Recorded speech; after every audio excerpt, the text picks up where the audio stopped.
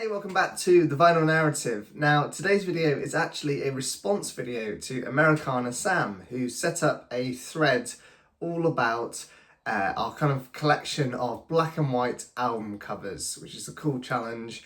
And I always love Sam's challenges, actually. They always get me thinking, and more importantly, they kind of get me digging through my collection and rediscovering records that I either haven't played for a long time or I've actually forgotten I actually own. So it's always quite cool. And he always picks really good challenges.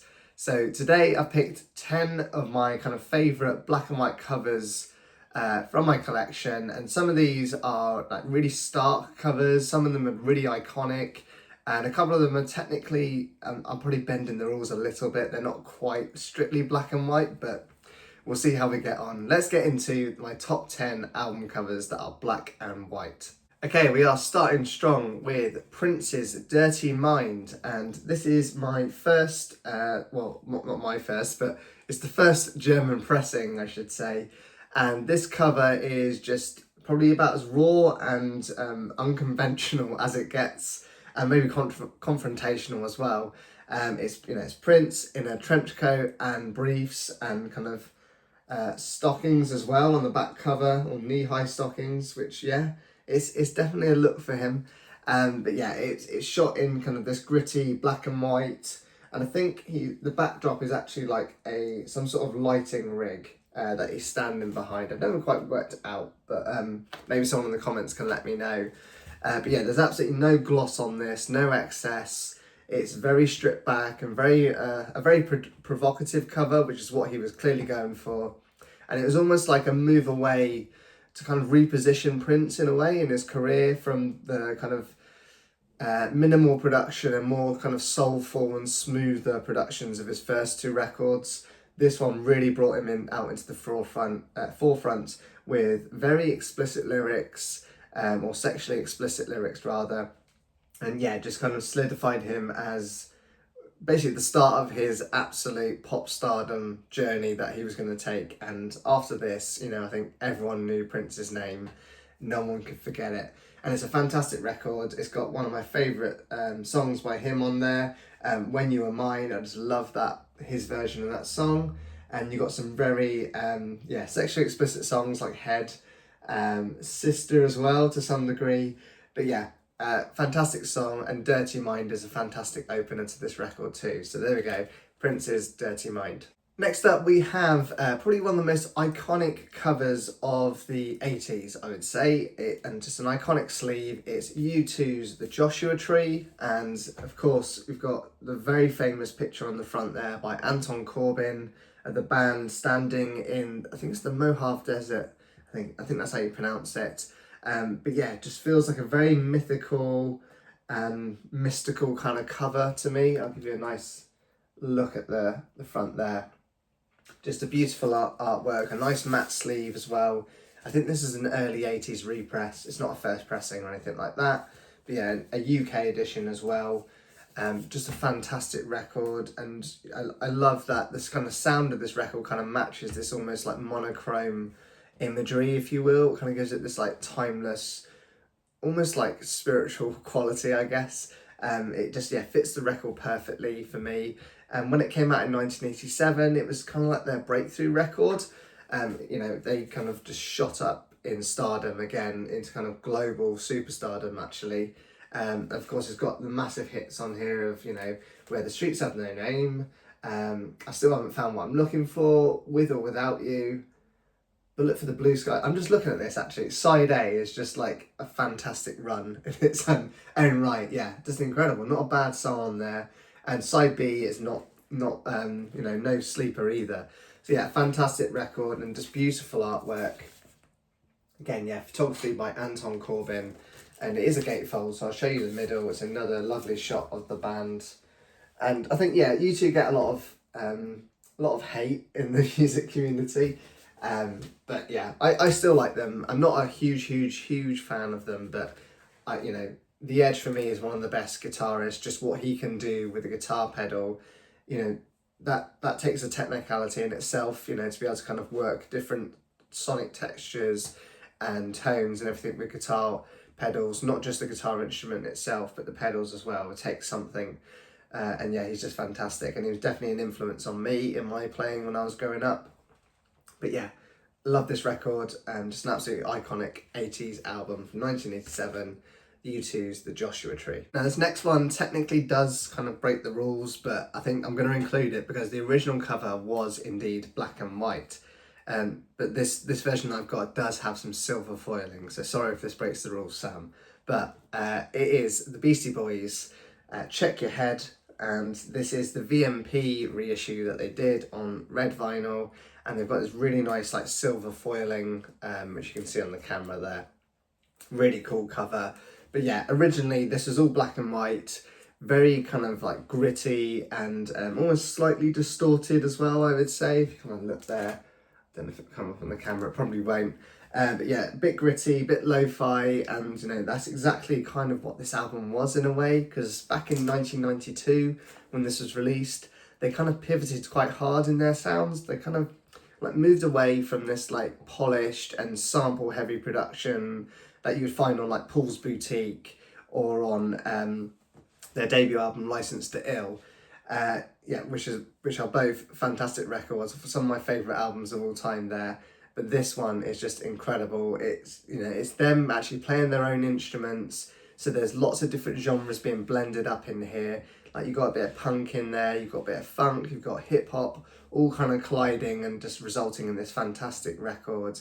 And it was, you know, a bit of a commercial comeback, if you will, and you know, a creative reinvention, I suppose is the best way to put it. And I think this raw monochrome cover just suits that energy perfectly. It's the band's kind of laid back to what they truly are. You know, it's just these three guys playing these instruments. I think they may have had some session musicians on this record, but yeah, incredible stuff. I'll show you the insert, which I'll have to take that second LP out for you. But yeah, you can see just about there. Sorry about the plastic cover on the front. But yeah, it's all the band in the studio playing their instruments, and yeah, just a fantastic record from start to finish. I love it. And this sounds killer. This is the reissue to get, by the way. If you can find a clean OG, then get it. But if you see this VMP one out in the wild, grab it. It sounds absolutely killer. Fantastic record. So there we go. Beastie Boys, Check Your Head. Jumping ahead a few decades now, and we've got Ben Howard with I Forget Where We Were. And this is just an incredible record for me. It's very beautifully stark, I think is the best way to describe it. You just got this kind of solitary image of Ben Howard on the front there, black and white. And if I show you the back, there's a bit of colour on the inner sleeve. Sorry, you can kind of see that bordering there. But yeah, fantastic record. And yeah, there we go. Very minimalist on the back there. And when this came out in 2014, it was very much a dramatic shift for Ben Howard, because he'd had, you know, tremendous success with his debut album Every Kingdom, and it was a real dramatic shift. This was a lot darker, a lot heavier, and a lot more expansive sonically. And I think the black and white sleeve just kind of reinforces that to some degree, that this is a very different record to his debut, which was full of colour. It's very very folky, very poppy, and this is not that. There's still folk there, but it's a lot darker and a lot heavier. There's a lot more kind of themes of like isolation, self-reflection, and like just a real emotional weight to this record. It's very understated, but obviously a very deliberate decision by Ben. And I love this record. It's probably my favourite album by him, actually. I know a lot of people love his debut, but this is the one for me that I always kind of go back to. Next up, we have OMD with Organisation, and this sleeve is, yeah, it's just pure 80s. Look at this. Pure 80s minimalism. Very kind of stark black and white imagery, although this is technically a colour. There is a bit of colour there. It's not a black and white photograph necessarily, but it's kind of got that almost like filter on it. But yeah, very much aligned to the kind of like post-punk and emerging synth culture at the time. This is a first UK pressing as well. Sounds just great to my ears. I'm not sure if they've reissued this. I'm sure they have, because it's just got some of the big hits on here, like Enola Gay, which is just an absolute mega hit worldwide. But yeah, released in 1980, and very much darker than their debut. Enola Gay is probably the most pop focused song on here, I would say, but it's just great synth pop singles all round, and deceptively upbeat, I'd say is the best way to put this. But thematically, if you listen to the lyrics, it's quite dark. So Enola Gay is actually quite a dark song when you listen to the lyrics. Look up what the subject matter is on that one, which is pretty fitting for the times that we're in, unfortunately. But yeah, the monochrome design on this record just fits that kind of colder sound and a more mechanical atmosphere. Yeah, a fantastic record from start to finish by Orchestral Manoeuvres in the Dark, OMD organisation. Okay, so I guess with this next one, we are kind of staying in that late 70s, early 80s kind of post-punk synth era, if you will. This is Tubeway Army with the self-titled album. This is a UK pressing, an early UK pressing, and of course Tubeway Army was pretty much the launch pad for Gary Newman. He fronted this band, and yeah, just what a pioneer he turned out to be for the kind of synth pop and futurism sound, and almost like new romantic sound as well. But it is indeed rooted in punk and new wave, so that's why you've got that kind of post-punk element. And this black and white cover, it just kind of feels, I don't know, it feels like very like urgent and almost like DIY to some degree. And I'm sure it was actually. I'm sure this cover was made by someone who was linked to the band in some way, and you know, maybe just a friend. So it says the cover illustration was Gary Robson. I've not looked into much of what Gary Robson did elsewhere for other artists, but yeah, all of this kind of has this like punk aesthetic to it. It was on, of course, the Beggars Banquet label, fantastic label, and Gary Newman pretty much stayed with them for most of his kind of like his imperial period, as I kind of call it, where it just all the fantastic synth pop records he did. And within a year, you know, Gary Newman he would just explode on the scene and then churn out an album like Replicas, for instance, which had the absolute mega hit Our Friends Electric on it, of course. And it's probably my favourite Gary Newman record, that one. But unfortunately, it's not a black and white cover. So I've gone with this one. This is where he started with Ground Zero. Just a fantastic post-punk record for you to get into with a bit of a synth on top of it. Just, yeah, fantastic stuff. Now on to what I think is genuinely the most underrated record from this great artist's discography. Just, I think too many people sleep on this record, and it's absolutely fantastic. It's a Rhino High Fidelity pressing as well. I'm talking about Miles Davis with Tutu. And this album, I think, up until fairly recently, maybe, I say recently, like the last 20 odd years, this album got kind of hated on a lot by like Miles fans, but also critics, like critically panned. But I think this is just an absolutely stellar record. It was released in 1986, so very much at the kind of tail end of Miles's career. And, you know, it's very deep into his electric period as well. So not quite like the sounds of like On the Corner or Bitches Brew or anything like that, but it's very focused, very like almost hip hop and pop leaning, I would say. It's not quite there, but almost there. And it's very much of its time in terms of its sound as well. And that's partly what I think kind of divides the opinion on this record. Like, people don't really go for it. But historically, I think that's a fascinating record. It shows Miles kind of continuing to evolve again, and just, yeah, look at the cover of this record. I don't know if you can see it, because you probably see my notes in the background, but yeah, just very stark looking, a very, very close-up picture of Miles, which we'd seen before on the likes of like In a Silent Way on his records. And then you've got this beautiful kind of purple gatefold there. But yeah, pressing wise, you know, without kind of just discussing how fantastic I think the music is on this, especially the lead single or track from this, Tutu, just with that fantastic Marcus Miller bass line. Yeah, I think this pressing sounds absolutely stellar. It's well worth picking up if you're a fan of Miles Davis and you just want something slightly different that wasn't too chaotic in his electric period, but also maybe a bit more focused.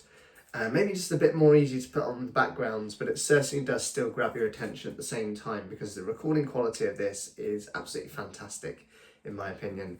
And I just love that cover, because it is it's just Miles, right? It's, you know, he is out there front and center, and I love the kind of like eeriness, eerie expression he's got in his face there. It just looks fantastic and just makes you want to grab this record and find out what it sounds like. Now, another one, I have to apologise to Sam again, another one that slightly bends the rules, because it does have some silver foiling on it, but again, the original artwork for this album, it was completely black and white, but the reissue that I've got from Vinyl Me Please does have some silver foiling, which is just a nice premium touch, but it kind of steers away from black and white. Anyway, that out of the way, I need to tell you about Nilsson Schmilsson, not Nilsson Schmilsson, son of Schmilsson, from Harry Nilsson. So that was his prior record. This is Son of Schmilsson, which again, just a fantastic cover. You've got Harry Nilsson there on the front. If I hide myself, you might be able to see it a bit better. Harry Nilsson there, dressed up as a vampire of all things. Yeah, a count, if you want to call it that. Yeah, and you've got the very famous kind of back cover, because it does a nice callback to Nilsson Schmilsson, which is why I was getting confused. Where he's got the robe on underneath his vampire get-up. So the robe that he wears on that front cover of Nilsson Schmilsson is there. But yeah, and also the really cool thing about this pressing, this reissue, is that the vinyl itself is this nice black and white kind of marble effect, which is quite cool with the original RCA Victor labels, which is really nice. But yeah, just an absolutely killer record, maybe slightly underappreciated as well in comparison to Nilsson Schmilsson. You've just got some fantastic songs on here. So you've got, obviously, You're Breaking My Heart, which is, you know, probably the big pop hit from this record, I would say.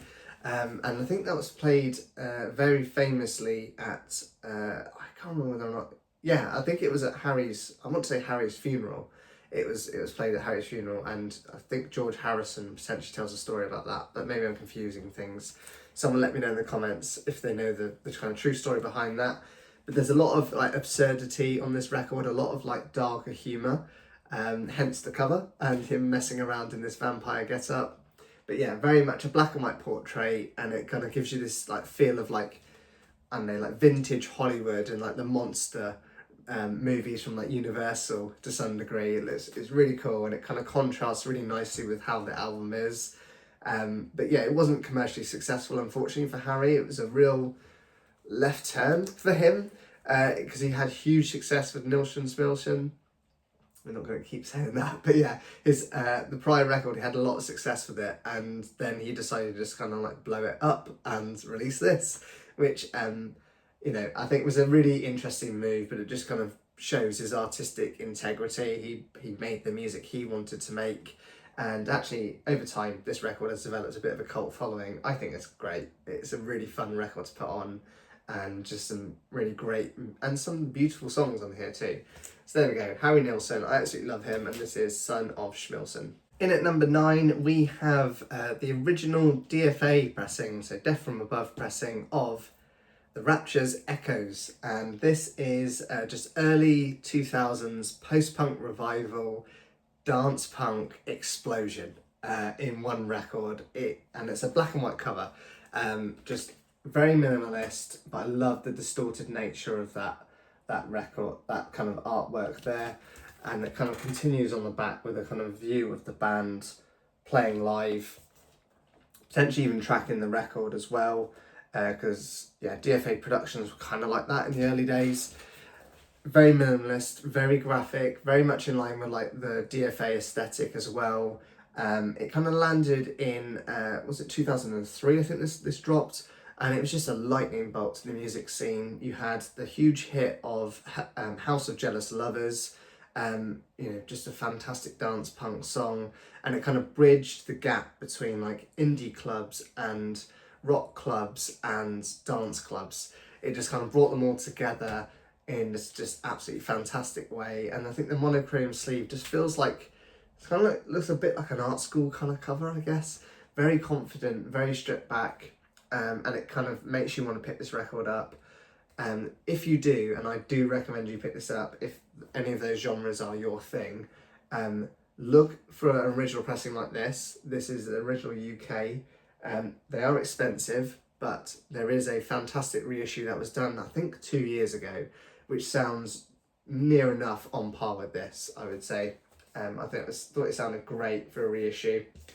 And yeah, this is surprisingly, considering this is like an early 2000s dance punk record, this is really well produced and really well mastered as well. Fantastic mastering on this. It just jumps out your speakers, but it doesn't like distort in any way that you don't want. You wouldn't want it to distort, if that makes sense. In terms of the vinyl playback, sounds absolutely killer. My sleeve is a little bit battered. There's a bit of foxing and a bit of split at the bottom, but yeah, just absolutely killer record, and one of my favourites, probably my favourite Rapture record actually, Echoes. So there we go. And then finally we have just one of my favourite album covers of all time. It is New Order with Low Life, and yeah, this is the original, I think it's Lintone pressing. Again, these are quite rare to find in super clean condition, and the reason for that is because of the cover itself. So the, I don't know if I probably can't really show you easily, but this kind of cover is like a wraparound of like tracing paper, if you will. So I can kind of show you, I guess, like there. If I pull that back, you can see that there's the portrait behind it. But yeah, it's wrapped around this kind of single sleeve, so it's very hard to kind of pull apart. Not that I want to, because I scored an absolute deal with this one, and it's in fantastic condition. And we can't talk about album covers, can't do a video about album covers without talking about Peter Saville. Just what an absolute kind of like powerhouse in artistic like presentation and aesthetics, I would say. He just really pushed the boundaries of what you could do with album artwork in terms of like the look and aesthetic of them, but also the actual like production and manufacture of them. So, you know, no one really in the early 80s was doing things like this. Like Factory Records were pushing the boundaries, not caring about how much it costs to put out the music at all. You know, they probably made absolutely no money on this record at all, Low Life. I'd be surprised if they did, because just of how expensive it is to produce these kind of albums. But yeah, a really stark monochrome look again, and a slightly, I don't know if you can kind of see it, a slightly distorted like portrait. So Stephen Morris, bless him, he doesn't quite look like that. He's distorted his face slightly, and it's the same with Gillian on the back. And then if I show you the inner sleeve, we've got Hooky there, again, slightly distorted, and then you've got Bernard as well. But yeah, I just love the look of this album cover. It just, yeah, it kind of suits the name, Low Life, to a certain degree, and it's got some of my favourite New Order songs of all time on here. You've got The Perfect Kiss, you've got Love Vigilantes. Elegia, obviously, is, or Elegia? Yeah. Elegia, again, another fantastic song, very haunting and very different from New Order, actually. And I think Peter Saville just accurately kind of represented it in the album artwork, and just continue to give Factory Records a real identity in the music scene with artwork like this, and I love it. So if you can find this in super clean condition, pick it up. I think most of the reissues of this don't do the tracing paper cover, because it's just quite expensive to produce, and probably would reflect in the amount that they could sell, because people probably wouldn't pay it. But yeah, I'm really glad I found an original pressing, and it sounds great as well. Probably one of the more underrated New Order records, I would say. It kind of does get a little bit forgotten about, but yeah, I love it. So there we go, New Order with Low Life. Okay, so that's my top 10 iconic black and white album covers. Thanks so much to Americana Sam for setting up this challenge. I really enjoyed it, and going through my record collection, seeing which albums I have that are black and white, and strictly black and white as well. Let me know in the comments down below which of these was your favourite, but also tell me which is your favourite black and white album cover. I'd love to hear about the music that you're into, and maybe there's some stuff that I need to seek out myself, so let me know down in the comments. And of course, please go and check out Americana Sam's channel. I really enjoy watching his videos and joining in on the threads that he sets. But yeah, just a fantastic, all-round nice guy, and really enjoyable to watch. So thank you so much for watching today. Take care of yourselves and keep on spinning your records.